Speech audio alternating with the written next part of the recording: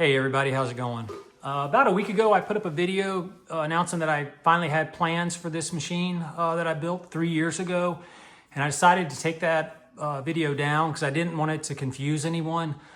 In that video, I was kind of going over this machine and talking about the changes that I made in the plans. And I decided that I wanted to implement these changes into this machine. And so I decided just to go ahead and do that and then shoot just take a whole new video. So that way you can see what you're getting when you purchase the plans. I built this machine 3 years ago. I was doing a project and I was doing a bunch of pocket holes and using the drill style pocket hole jig, and I just didn't care for it. And I remembered this machine. I saw it, I was probably 12 years old. I saw it on this old house. They were doing a demo on it. And so anyway, about 3 years ago, I was working on that project and I thought about it. And so I went and looked into them, and they were just too expensive to buy for a home DIY person. You know, I just couldn't spend that much on it. I just couldn't justify it. And so I just decided just to build one from scratch and kind of came up with my own design. There were some things about that machine that I didn't like.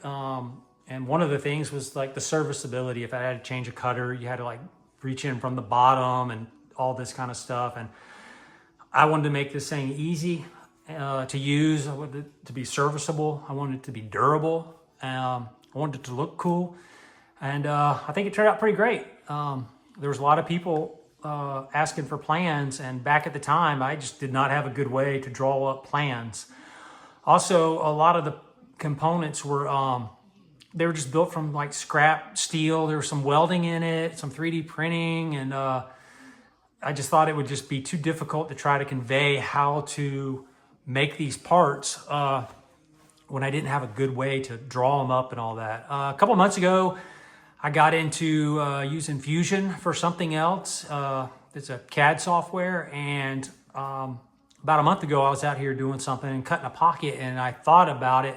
And I was like, man, I got a way to draw this thing up and maybe offer some plans. And that's what I've ended up being able to do.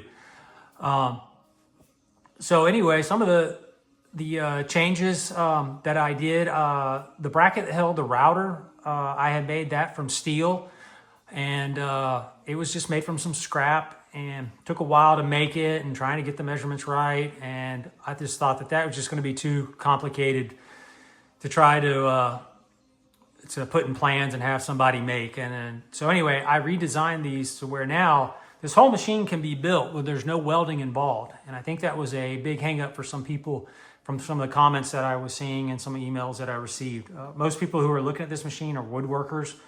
And so you can build this whole machine with a table saw. There's a little bit of metal work, but it's just cutting like with a hacksaw and drilling and then tapping. Everything else is with your basic table saw and drill press and all that. I also changed the way you adjust the router carriage on the inside. The adjustments were on the inside, so you always had to open the top to get to them. And I moved those on the outside. And this is only like my third YouTube video, so I'm not a big YouTuber kind of guy, but I'll try to insert a picture in the video to show you the friction plates and that whole carriage assembly of how it looks now. And I also changed the bracket for mounting the router from the original plan that I released. I had it out of a solid hardwood bracket, and when I went to start making it, I just realized, I was like, man, there's a faster way to make this and be just as durable, and you don't have to have this U-bolt. And so I did change that. The dimensions for everything's the shape, everything's the same. It's just the way it's made. And I made it out of 3/4 inch Baltic birch. So if anyone who has already bought my plans, if you have that bracket, just email me, and make sure you email me from the email that you did the order so I can look it up, and I'll email you the new plan. So you have all the latest stuff. If also that original one that I first released also had the clamp bracket was welded, and This one, my latest one, I got rid of all the welding. Like I said, I think that was a big hang up for a lot of people, that they just weren't going to be able to build the machine because of the welding. And so I thought about these parts carefully, and then and came up with a good design to make this where, you know, any woodworker can build this. Let's just go through the machine real quick. Starting from the front, 3 holes on the front. That's for makeup air. If you were to stick your hand over a shop vac, it would basically just suck your hand to the vac, and that's what those are for. They're for makeup air. So when the dust collection is on, it pulls that air through, which grabs the wood chips, and then they exit out the back. There's a 4-inch exhaust out the back for the dust port. The only thing that I didn't do on this machine, I implemented all the changes, but I didn't change because it didn't really matter. And that was the stops. These are still welded. They're just stops. The other ones are made from a 3/4 inch birch with a slot in it, and then a 2-inch, 1/4 inch bolt that's screwed in on the side, and then the head cut off to look like a pin. So I didn't bother changing that. The other thing I didn't change was the top. I didn't want to rebuild the top because I ended up putting a lot of effort into this with all the laminate to make it look nice. And then also the way, when I originally built this, the hinge system, this is all glued to the top, the supports, and I didn't want to build a whole new top. And then this one is open in the back because of the way I ended up doing this hinge system. I had to have, the body had to have some curve, so this would have clearance to open. And then also when I built it, I was trying to figure out how to get the pilot carriage in, because I'd already built it and it was a little bit too big. And so I ended up making it where I could slide it in and then putting everything in. And I changed that in the plans. Everything now can all go in from the inside, and then back here there's a piano hinge, so the whole back's now enclosed. And even with this open, I still get a little dust that comes out of here, even with the exhaust. And so with it now being enclosed with the piano hinge, it should evacuate all the chips. It'll be a lot more dust free.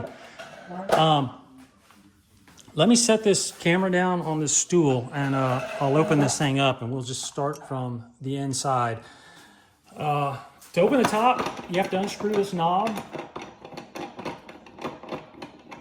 And that is just screwed onto a 1/2-inch bolt. And then there's knobs on the side that you have to undo to lift the top. By doing this design to change it where you don't have to do any welding, because on the original, this whole post would unscrew from a welded nut. But on this one, you lift the top part way and just reach inside and push that lever back. And that's so it'll clear that slot on the inside of the top. So this top of this bolt will clear the inside top of that slot. So let's start with the router carriage here.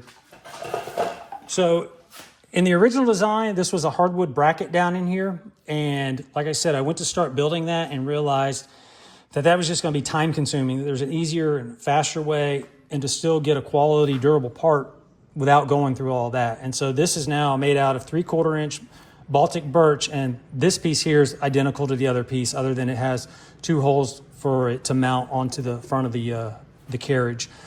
So it was just a lot easier to make this V-block style out of the 3/4 Baltic birch, and then use 2 3/8 5.5-inch bolts, and then bolt that together. Like I said, I'll throw in a still picture. I'll try to, so you can kind of see how that all goes together.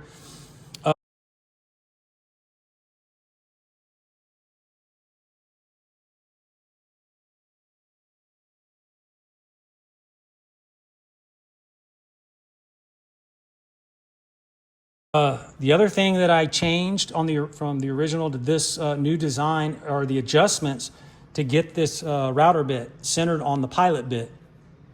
These nylon bolts, these used to be on the inside, and so I'd have to lift the top and then adjust them, and trying to get in here with wrenches was really difficult. And when I designed these plans, I knew I wanted to move that to the outside. That was just too difficult, and that's what I did. And it works great. I should have done it from the very beginning. After I built it, I should have just gone ahead and moved them. Let's see, the other thing I changed, this used to be, I had a piece of it's a piece of aluminum C-channel that the router sat on. And now that's made from a piece of a a solid piece of hardwood. And I think in the plans, it's a little bit tall, and I did that on purpose. And that is so after it's all built, you'll have material that if your pilot bit is too high, you can take this block and flip it up on its side and run it through the table saw to take off the amount of material needed to bring this down so it's where you want it, centered into your stock. Just talking about the hardware real quick. All the hardware I bought from either Home Depot, Lowe's, Ace Hardware, I think True Value. We don't have one here, but I think they're kind of the same as an Ace Hardware. All that stuff came locally. I think in my other video I had mentioned the clamp coming from that you probably would have to get it from McMaster, and I forgot that clamp actually came from Harbor Freight. And just like Harbor Freight, you know how Harbor Freight stuff lasts. But anyway, it actually broke on me the other day, and so I ordered the same clamp that I have in the bill of materials from McMaster Car. I was going to shoot this video tomorrow because it was supposed to come tomorrow, but it came early. It's supposed to come Monday, but it ended up showing up today. So I just went ahead and put it on and thought I'd just go ahead, since that's the only thing I was waiting on, and just do a whole new video real quick. That original plan that I also released, this is what I was talking about. There was a nut that was welded on top. Actually, this is the bracket, the original one. And so to open the top, you would unscrew this whole thing to get the top open. And like I said, the whole welding part of it, I think, was just making it too difficult for people wanting to purchase these plans, because I think it was too difficult. It's going to be too difficult to build. All the material, like I said, this is all 3/4 Baltic birch, half Baltic birch. The channel, it came from Home Depot that pilot carriage rides in. That's the label. And in the bill of materials, I spec this out for HDPE plastic, and this has been in here. This MDF has been in here for 3 years, and it works great. I thought the MDF would probably be a little more durable, just lasts a lot longer. But like I said, this has been in here 3 years and works great. I originally, after I built it, this was going to be the prototype, and then I was going to build it out of the plastic, and then it's just worked, so I never changed it. In the plans, this part of the carriage is cut just a little short, and these nylon bolts take up the slack, and that is so when you're building it, this is all pushed into this track here and keeps the pilot centered. And then if there's any inconsistency, after you build it, if you didn't have the right clearance, these nylon bolts press into that track, and that's what helps keep this pilot centered and ride smooth. This carriage also, I had to put a little rabbet on each side to get it to fit inside this channel. And then after that, I put a little wax on that rabbet and then rubbed the MDF with canvas and burnished it. And now it rides really, really smooth. I didn't change on this one. I spec'd in the bill of materials to use a router switch. When I built it 3 years ago, there wasn't router switches available like there are now, and a router switch would be perfect to mount here on the side and run those cables up and not have all that inside like I did it. It's already done, and I really don't want to change it, so I'm just going to leave it. The one I spec'd also has 2 plugs on the back, so it's perfect for each one. I also noticed on my router table, my Jessam router table, that router switch, which I noticed the other day, has 2 switches on the back, and I didn't even think of that one. But I looked them up, and I think they may have discontinued that switch, or they're out of order. I can't remember. Other than that, let me set this back down, and I'll close this top and go over some of the other things.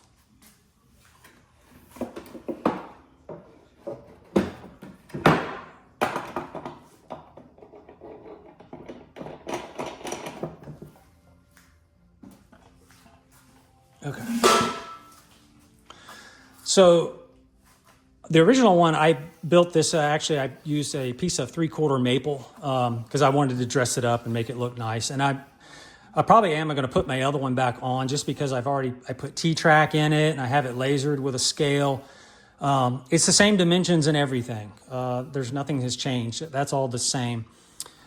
This is the clamp that I have spec'd out from McMaster Car with the little swivel foot, and this one has the rubber on the bottom.